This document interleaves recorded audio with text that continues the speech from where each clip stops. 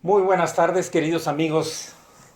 Una vez más, gracias por la invitación a Roberto y a Lidia. Es un privilegio y un honor poder servir a Dios en esta circunstancia también que tenemos de vida, cuando todos estamos en casa. Pero bueno es Dios, que siempre tiene un propósito para nuestras vidas. Confiamos en Dios que todos estén bien. Y en esta tarde queremos meditar un poco acerca del amor que restaura la bendición familiar. Vamos a orar en esta tarde. Señor, te damos gracias por la oportunidad de estar aquí.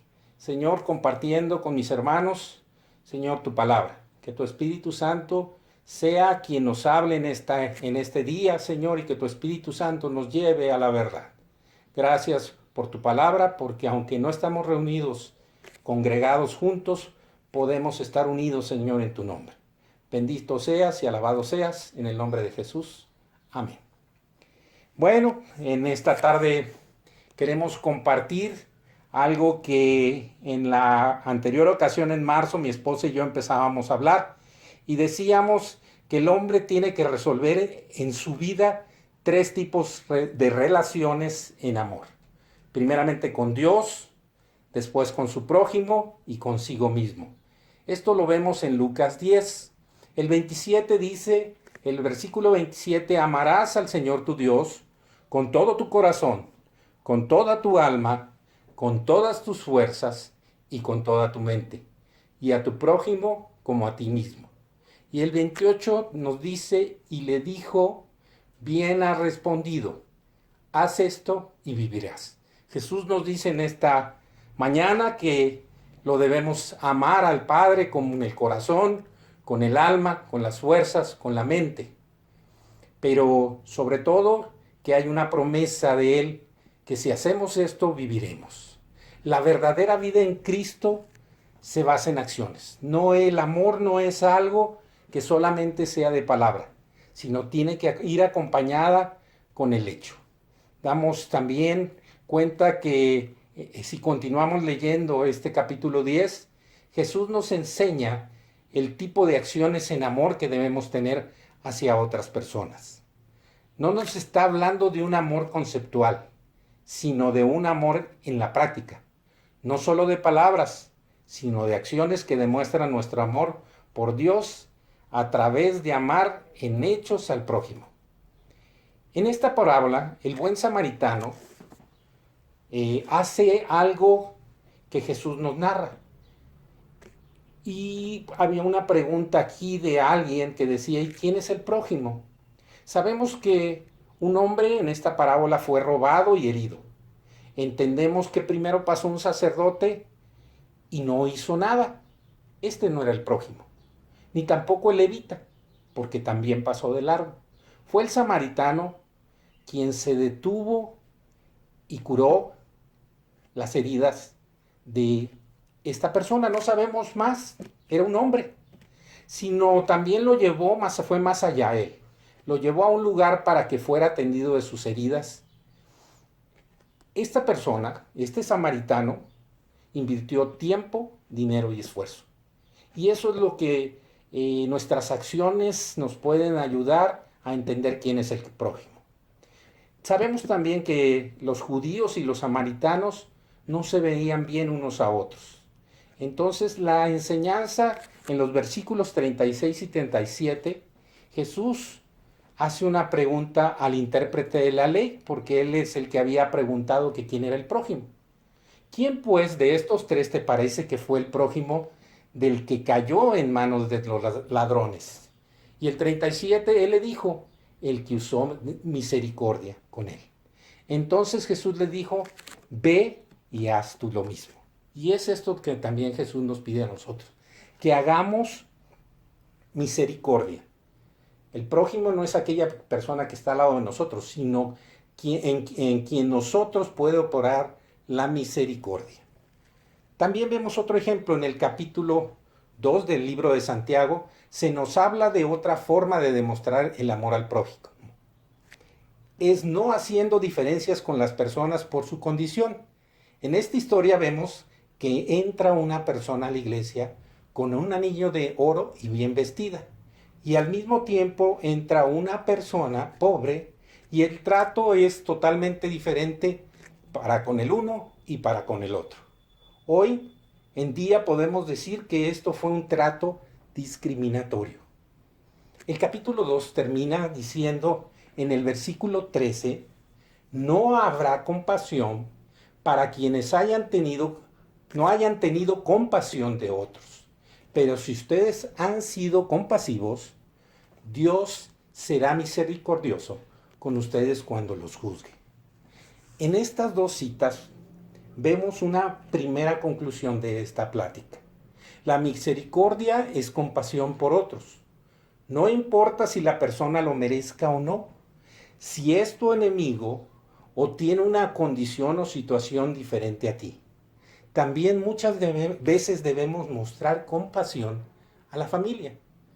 Por nuestra esposa, por nuestro esposo, por nuestros hijos, por nuestros padres, por nuestros abuelos, por nuestros hermanos. No importa si lo merezcan o no. Entonces nos hacemos una pregunta. ¿Cómo podemos tener una verdadera misericordia por otros? Esto solo es posible a través del amor de Dios. Como dice primera de Juan 4:7, dice, amados, amémonos unos a otros, porque el amor es de Dios, y todo aquel que ama es nacido de Dios y conoce a Dios. El versículo 8 nos dice, el que no ama no ha conocido a Dios, porque Dios es amor. Entonces tenemos que nacer de nuevo y conocer a Dios para poder dar el amor que Dios puede poner en nosotros. El versículo 12 del mismo capítulo 4 de Primera de Juan nos dice, nadie ha visto jamás a Dios. Si nos amamos unos a otros, Dios permanece en nosotros y su amor se ha perfeccionado en nosotros. Y el versículo 20 dice, si alguno dice yo amo a Dios y aborrece a su hermano, es mentiroso, pues el que no ama a su hermano, a quien ha visto, ¿cómo puede amar a Dios a quien no ha visto? De este capítulo podemos sacar una segunda conclusión. Adicionalmente a lo que dijimos de la misericordia o compasión, a través del amor a Dios es que verdaderamente podemos amar a otros. Cuando yo era niño, me enseñaron un canto cuando íbamos a los campamentos en el camión que decía en una parte, le voy a poner mi nombre, amamos a Leonardo, decía, y volvíamos a repetir, amamos a Leonardo porque estamos en Cristo. Se necesita a Cristo para amar a Leonardo. Pregúntele a mi esposa y a mis hijas si esto es verdad. Y necesariamente yo les diría que en ciertos momentos de la vida es cierto, se necesita a Cristo, porque en las relaciones familiares muchas veces podemos tener diferencias, problemas, y eso no es malo. Lo bueno es que podamos solucionarlo a través del amor que hay de Dios en nosotros. ¿A quiénes, sería la siguiente pregunta, a quiénes debemos amar principalmente? En Mateo 5:44 hay 4 acciones que nos pide Jesús que hagamos por nuestros enemigos. Él lo hizo primero que nosotros, es decir, siempre Jesús nos ha dado muestra. Amó a quien no lo merece. Nosotros debemos hacer como Él nos muestra. Pero dice este versículo, pero yo les digo, amen a sus enemigos, bendigan a los que los maldicen, hagan bien a los que los aborrecen y oren por los que los ultrajan, es decir, por los que los roban y los persiguen. Amen, bendigan, hagan el bien y oren. Si esto nos pide que hagamos por nuestros enemigos, la pregunta sería, entonces, ¿qué nos pide por aquellos que amamos? Lo mismo, que los amemos, que los bendigamos, que hagamos bien por ellos y que oremos. Yo le preguntaría a usted, ¿usted tiene algún enemigo? Yo creo que no. Solamente sabemos que el ladrón vino a robar, matar y destruir. Si no tenemos enemigos, entonces ¿a quién nos cuesta amar más y perdonar más? En la mayoría de los casos es a las personas que queremos más o están más cerca de nuestra vida, es decir, nuestra familia. Recordemos también que solo el amor cubrirá multitud de pecados y cubrirá todas las faltas. Esto lo dice Primera de Pedro 4:8 y Proverbios 10:12. Así llegamos a una tercera conclusión en esta mañana, que cubrirá es perdón, porque lo dijimos, el amor cubrirá multitud de pecados y cubrirá todas las faltas. Entonces, a veces es otorgarlo a quien no lo merece, aunque no tampoco sea solicitado este perdón. Es importante que nosotros entendamos que la carga más pesada para una persona es la falta de perdón. Es una atadura. Y en algunas ocasiones puede enfermar no solo en lo emocional, sino también en lo físico a las personas. Ya vimos que necesitamos a Cristo para amar verdaderamente en medio de diferencias y en medio de problemas. Dijimos que no tenemos enemigos, pero muchas veces en la familia se presentan actitudes de enojo, de distanciamiento, que pudieran considerarse hasta a veces al llegar a la enemistad. Entre esposos, entre padres, entre hijos, entre hermanos. Bueno, sigamos continuando y resolviendo algunas dudas y preguntas que nos planteamos en esta tarde. Entonces, ¿a quiénes principalmente debemos mostrar misericordia, amor y perdón? Porque son las tres conclusiones que hemos llegado en este día. A nuestra familia carnal y también a la familia espiritual. Sabemos que las relaciones más difíciles en la vida son las familiares. Dios me permitió jubilarme de una oficina, como ya les he comentado. En la oficina siempre pude resolver las situaciones de una o de otra manera. Y a veces en la familia dejamos muchas situaciones sin resolver. No solo como les dije, de la familia terrenal, sino también a veces en la familia de la fe, es decir, en la iglesia. La reconciliación está entonces en el amor. Lucas 11:17 nos dice: Jesús conocía sus pensamientos, así que dijo: todo reino dividido por una guerra civil está condenado al fracaso, que una familia dividida por las peleas se desintegrará. Esto nos lo dice en la versión Nueva Traducción Viviente. En la Reina Valera nos dice que todo reino dividido no prevalecerá, ni toda familia dividida. Entonces, la falta de perdón en una familia abre brechas que muchas veces la dureza del corazón o el orgullo hace que sean irreconciliables, principalmente entre las relaciones entre esposos, padres e hijos. Estamos en un tiempo sumamente difícil. Ahora que estamos en lo que llaman confinamiento, ya llevamos aproximadamente 100 días en casa. Salimos a lo mejor ocasionalmente para hacer algo que necesitamos. Este tiempo ha hecho que convivas más en casa. Si ha sido provechoso, damos gracias a Dios por ello. Pero si ha denotado más las diferencias entre la familia, medita bien lo que estás haciendo y lo que harás. Esto es un asunto personal. Es un asunto de nuestra relación con Dios. Dijimos desde el principio que Dios en nosotros nos permite resolver esos tres tipos de relaciones que tenemos con Él, con los demás y conmigo mismo.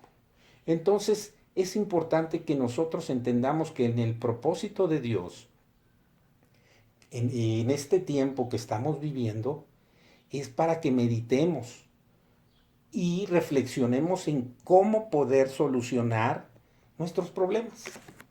Vamos a ver 5 ejemplos que nos tiene la Biblia de cómo podemos resolver problemas. Primero vamos a ver los 5 ejemplos en los cuales te invito, mi querido hermano o hermana, a que los medites. No se trata, el primero de ellos, de huir como lo hizo Jacob. Después de haberle comprado la primogenitura, aprovechándote de una situación de hambre de su hermano Esaú. Esaú venía de cazar y venía cansado. Entonces, Jacob le propone, o que más bien que le venda esa primogenitura. Y como venía tan cansado, Esaú aceptó. No le bastó a Jacob ver eso, sino también le robó la bendición de Isaac, su padre. Un día se disfrazó de él y con la ayuda de su madre obtuvo la bendición de su padre. ¿Y qué fue lo que pasó? Él huyó. La segunda situación que debemos pensar, ahorita vamos a ver cómo se solucionaron estas situaciones. La segunda situación que tenemos que pensar es que no se trata de hacer lo que hicieron los hijos de Jacob con su hermano José. Sacarlo de la casa con la mentira que le dijeron a su padre de que había muerto cuando ellos lo habían vendido como esclavo. Por la envidia que sentían hacia José, el hijo consentido. Ciertamente Jacob mostraba una preferencia por él. También lo que hacía José era acusar a veces a sus hermanos de lo que hacían y eso no les gustaba a ellos. Y también por contar sus sueños de lo que Dios iba a hacer con él. Estas situaciones pusieron a sus hermanos en enemistad contra él. Tuvieron una discusión entre ellos y lo mataban y no, decidieron venderlo como les dije. La tercera situación que debemos, o el tercer ejemplo que vamos a ver, no se trata como el hijo pródigo de decir me voy de la casa, dame mi herencia para malgastarla. No decía eso el hijo pródigo, pero sabemos que eso hizo. Tampoco se trata de abandonar como lo pensó José, de manera secreta a María, la madre de Jesús. Ciertamente él era un hombre justo, pero no quería difamarla o dejarla en mal ante el pueblo, porque cuando una persona era vista en adulterio, era muerta o apedreada. Cuando hay un propósito de Dios, es importante que nosotros entendamos que en medio de las circunstancias que vivimos, Dios siempre va a tener un propósito. No solo porque a veces lo que vivimos no es voluntad a veces de Dios, a veces es consecuencia del mal andar nuestro o de la humanidad. En medio de esta situación, Dios tiene un propósito para bien, no para mal. Y el quinto ejemplo que podemos decir que no se trata es de acusar como lo hizo Adán a Eva con Dios, diciéndole la mujer que me diste. En estos 5 no se trata. Tenemos ejemplos suficientes para saber que en todas estas historias hay misericordia, como lo vimos en la primera conclusión. Hay amor en la segunda conclusión y perdón y reconciliación familiar. Vamos a ver. En esta primera situación, cuando Jacob huyó y se fue, él se había burlado de Saúl de alguna u de otra manera con su actitud. Y después de ser engañado también, él fue engañado por su suegro Labán en diferentes ocasiones. Él entendió que debería regresar a su casa. Él ya no quería vivir una vida de engaño. Él ya estaba en otra circunstancia de vida, casado y con hijos. Aunque la historia no nos dice los detalles del sentir de Saúl en el encuentro, entendemos que ya había perdonado a su hermano Jacob sin que éste se lo haya pedido, ya que también tenía él otra circunstancia de vida con esposa e hijos. Ya habían pasado muchos años.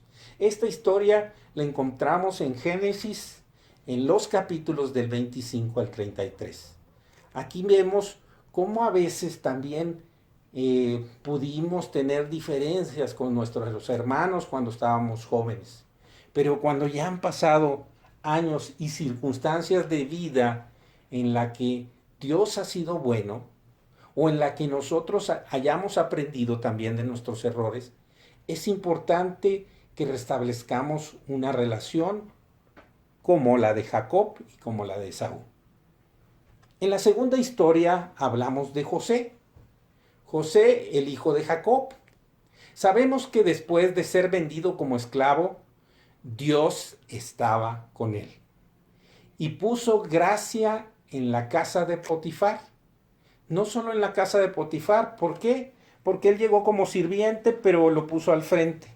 También cuando estuvo en la cárcel vemos que la gracia de Dios estuvo con él. Sabemos que fue acusado injustamente. También delante del rey o del faraón de Egipto, al interpretar sueños, Dios mostró su gracia con él. Esto le valió que el rey lo designara como segundo y administrara en el tiempo de la abundancia y en el tiempo de la sequía el grano, la comida, el alimento. Pero él nunca se imaginó lo difícil que sería ver de nueva cuenta a sus hermanos. No sabemos exactamente cuántos años pasaron, pero fueron muchos sin estar con su familia, en un país extraño. No fue fácil para él.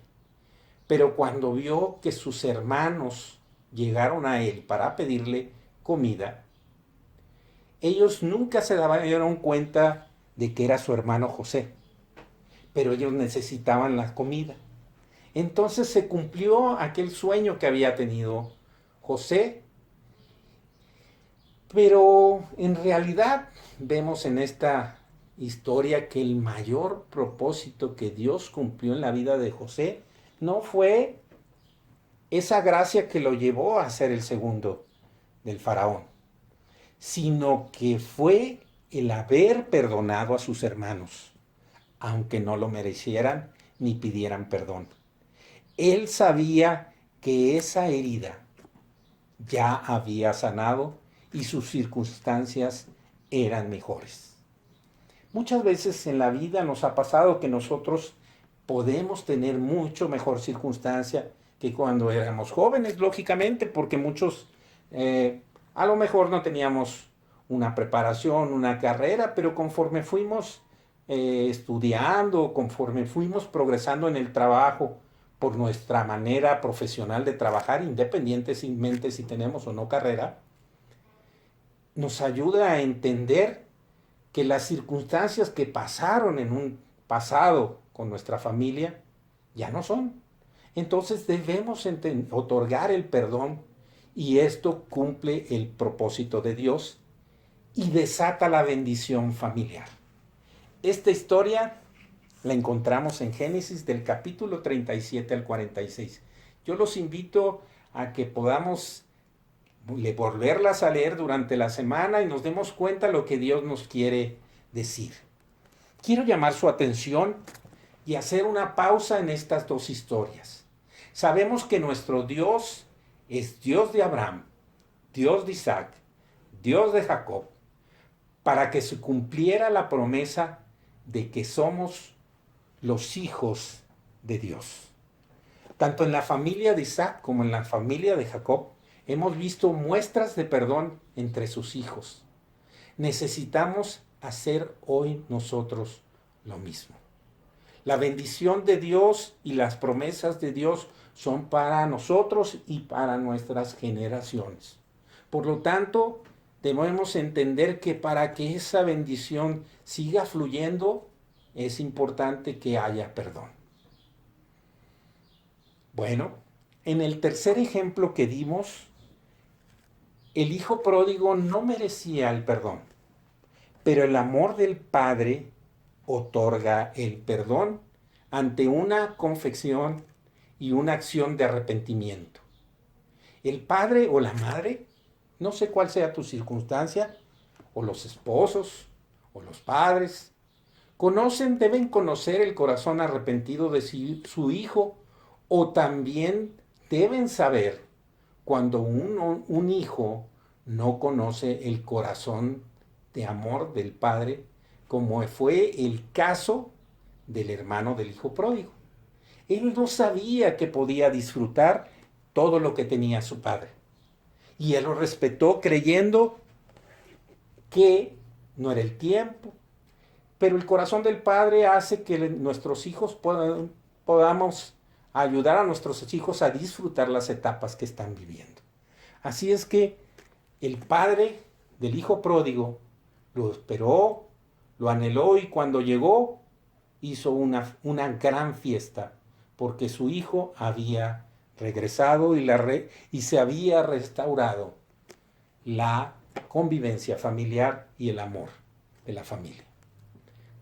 En el ejemplo 4 vemos la intención de José, el padre terrenal de Jesús.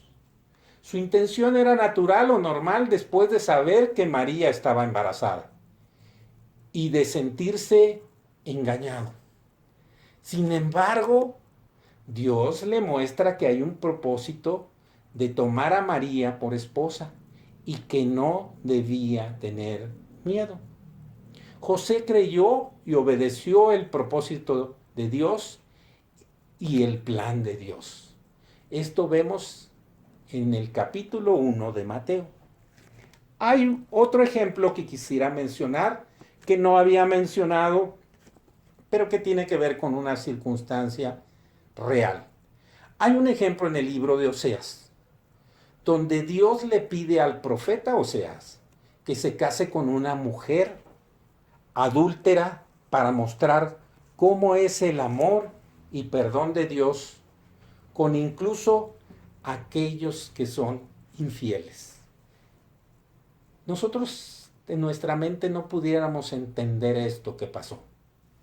Tendríamos que tener una relación como la que tenía José con Dios o la que tenía Oseas. Es importante que cuando nosotros estemos en problemas familiares o en problemas entre los esposos, pidamos a Dios esa guía que nos permita encontrar una salida. Vamos al último ejemplo que vimos. Después de que Adán había pecado juntamente con Eva, echaron culpas él a ella delante de Dios y ella a la serpiente.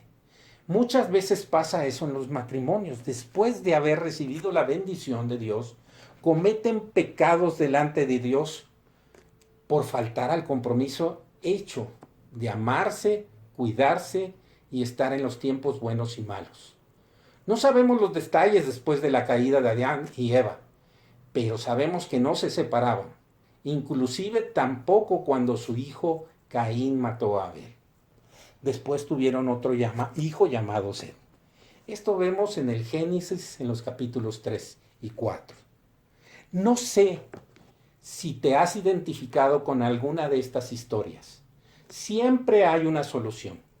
No significa que las circunstancias de vida a veces cambien, pero sí pueden cambiar las relaciones de enemistad o distanciamiento en perdón.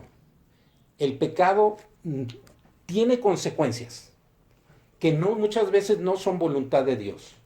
Solo es el resultado de hacer cosas malas o separados de Dios. Esta clase de misericordia, amor y perdón es el propósito de Dios después de las relaciones quebrantadas. Si en algún tiempo de tu vida tuviste diferencia, no solo con tu esposo, con tus hermanos, con tus padres o familiares, es tiempo de perdonar sin que te lo pidan. O bien, pedir perdón buscando a la persona o a las personas que dañaste. Cada caso es diferente, por las circunstancias que rodearon en ese tiempo o en ese momento. Un quebrantamiento de la relación. Espero que al salir de esta cuarentena no sea para huir de los problemas familiares, por querer desentendernos también de nuestra responsabilidad, o simplemente porque no queremos esforzarnos para cambiar las cosas. Esto no es voluntad de Dios. El mayor perdón que podemos recibir hoy es el perdón de Dios por no obedecer a perdonar a otros en nuestra vida, o por pedir perdón si hemos pecado contra Dios y contra algún familiar, carnal o también de la familia de la fe. La palabra nos enseña que si confesamos nuestros pecados, Él es fiel y justo para perdonarnos. Queremos en esta mañana, para terminar, ministrar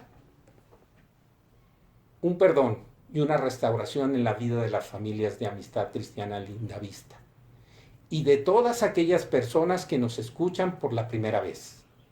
Queremos decirte que en Cristo hay perdón de pecados y perdón hacia los demás. A veces hemos deseado con todas nuestras fuerzas perdonar a alguien, pero no podemos, porque es necesario que Cristo entre a nuestra vida y sane el daño que hay en nosotros. Te invito a que vuelvas tu vida a Dios y le conozcas. No hay mejor historia de amor y perdón que la que hizo Jesucristo por nosotros en la cruz.